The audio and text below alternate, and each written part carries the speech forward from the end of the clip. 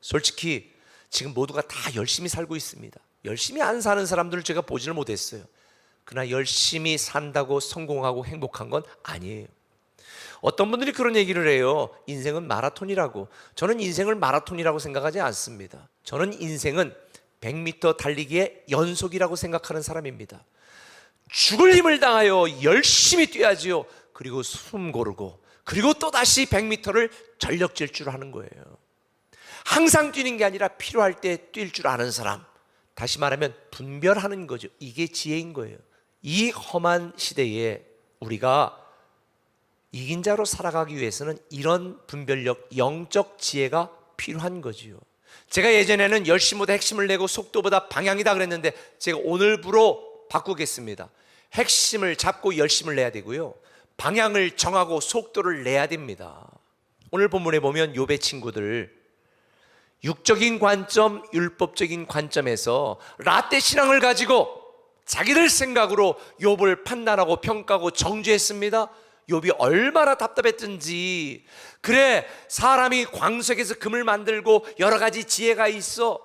그러나 인생을 살아가는 참 지혜는 하고 지혜에 대해서 가르쳐주는 거예요. 욥이 말하는 이긴 자로 살기 위한 영적 지혜가 뭐냐? 그 첫 번째는 이것입니다. 주님을 경외하는 신앙을 가지라는 거예요. 오늘 본문 28절은 이렇게 말합니다. 보라, 주를 경외함이 지혜다. 경외한다는 말은 어떤 위대한 존재를 의식하며 사는 상태를 말하는 거예요. 욥은 그런 신앙을 했습니다. 하나님이 자랑할 정도였죠. 욥기 1장 8절에 보니까 하나님이 사단에게 이르되, 야, 너 욥 봤냐? 온전하고 정직하여 나를 경외하는 것을 봤냐? 그러니까 사탄이, 에이 하나님, 걔가 지금 먹고 살만하니까 그러지, 한번 해볼까요? 그래서 본의 아니게 욥이 고통을 당했지만 그럼에도 불구하고 욥은요, 주님을 경외하는 신앙을 포기하지 않았습니다. 이런 하나님을 의식하고 경외하는 신앙으로 살아야 우리는 이긴 자가 될 수 있어요. 그런데 오늘날 너무나 안타깝게도 많은 성도들이 하나님을 의식하는 신앙 대신에 외식하는 신앙으로 살아가는 분들이 꽤 있습니다. 하나님을 의식하는 신앙과 외식하는 신앙의 차이가 뭐냐? 전능하신 하나님, 살아계신 하나님을 우리가 의식하면 그 하나님의 뜻대로 살고 그 하나님의 말씀대로 살고 그 하나님의 기쁨이 되려고 애쓰게 되어 있죠. 근데 외식하는 신앙은 하나님을 의식하기는 해. 그런데 하나님께 잘 보이고 내가 이렇게 한다는 것을 드러내서 내 의를 높이고 사람들에게 칭찬받는 하나의 방편으로만 생각을 하는 거예요.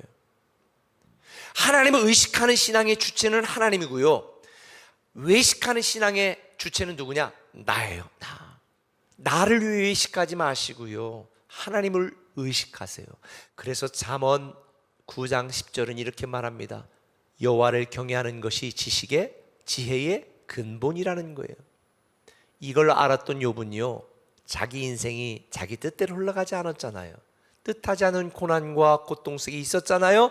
그렇지만 그는 하나님을 떠나지 않았습니다. 그게 이긴 자의 결말을 맞이하는 영적인 지혜라는 사실을 잘 알고 있었기 때문입니다. 그렇다면 우리가 하나님을 경외하는 신앙을 갖는다는 건 뭘 의미하냐? 하나님을 경외하는 신앙의 대표적인 표현이 뭐냐면 예배예요. 그래서 하나님을 경외하고 하나님을 의식하며 성공된 예배자가 되었던 사람들은 대박 인생을 살았고, 하나님을 의식하고 하나님을 경외하지 않는 예배 실패자는 쪽박 인생을 살았어. 대박 인생을 살았던 복의 근원이 되던 아브라함의 독생자를 바치려고 갔는데 어린 양을 발견합니다. 여호와 일의 축복을 누리게 되었습니다. 내 존재를 드리고 내 가진 것을 아끼지 않고 하나님 앞에 예배하는 자, 이것이 바로 이긴 자의 결말과 축복을 누리는 영적인 지혜입니다. 한 걸음 더 나가서 한번 따라합시다. 악에서 떠나가는 성도. 악에서 떠나가는 성도. 28절을 읽어봅시다. 또 사람에게 말씀하셨도다. 보라, 주를 경외함이 지혜요 악을 떠남이 명철이니라.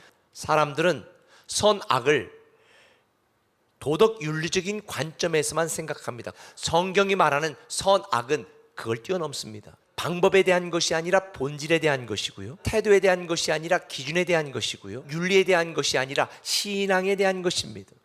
결국 선을 행하고 악을 행한다는 것은 내가 누구 편에 설 것인가, 누구와 함께 할 것인가, 누구를 섬길 것인가에 대한 이슈입니다. 악은 하나님을 하나님으로 인정하지 않는 거예요. 악은 하나님의 권위를 인정하지 않고 하나님을 경외하지 않는 거예요. 악은 하나님을 의식하지 않고 나만 의식하며 살아가는 삶, 이게 악이에요. 우리는 어느 자리에 있든지 얼마나 많은 재물이 있든지 하나님을 사랑하고 하나님을 존중하고 하나님을 높이고 하나님을 전하는 일이 우리의 가장 중요한 우선순위가 되어야 되는 것입니다. 원래 많은 사람들이 양처럼 그릇 행하여 자기 길로 갑니다. 그런데 주님은 주의 길로 가라고 우리를 부르십니다. 예수의 길로 가라고 우리를 부르십니다. 성경적인 용어로 그것을 회개라고 말합니다. 잠언 3장 7절은 말합니다. 스스로 지혜롭게 여기지 말지어다 여호와를 경외하며 악을 떠날지어다. 그러면 우리가 악에서 떠나는 방법이 무엇일까? 악에서 떠나는 것은요, 악을 떠나려고 노력한다고 되는 게 아니더라고요. 어떻게 하면 돼요? 하나님을 사랑하고 하나님을 의식하고 하나님을 경외하면 악에서 떠나가게 되어 있어요. 그런데 육신이 약하여 마음은 원이로되 육신이 약하여 때로 우리는 원하지 않는 악과 죄악과 불평과 원망 속에 살아갈 때가 있어요. 우리 육적인 연약함 때문에 무너질 때도 있어요. 그래서 우리 주님께서는 요한일서 1장 8, 9절에 세컨 가스펠, 두 번째 복음을 주셨죠. 만일 우리가 죄가 없다고 말하면 스스로 속이고 또 진리가 우리 속에 있지 아니할 것이요, 우리는 죄가 떠날 수가 없다는 거예요. 그러나 만일 우리가 우리 죄를 자백하면 그는 미쁘시고 의로사 우리 죄를 사하시며 우리를 모든 불의에서 깨끗게 하실 것이라는 거예요. 서두에서 말씀드린 대로요, 세상 급변하고 있습니다. 우리의 신앙도 새로워져야 됩니다. 라떼 신앙 버리시죠. 모태 신앙 버리시죠. 이전 신앙 버리시죠. 이제 우리는 주님을 경외하는 신앙으로 악에서 떠난 성도가 되어야 될 줄 믿습니다. 그게 바로 영적인 지혜예요. 하나님을 사랑하는 마음, 하나님을 의식하고 존중하고 높이는 하나님을 경외하는 신앙으로 사시고 악에서 떠나가는 성도가 될 때에 우리는 이긴 자의 명예와 축복을 누리는 저와 여러분 될 줄 믿습니다.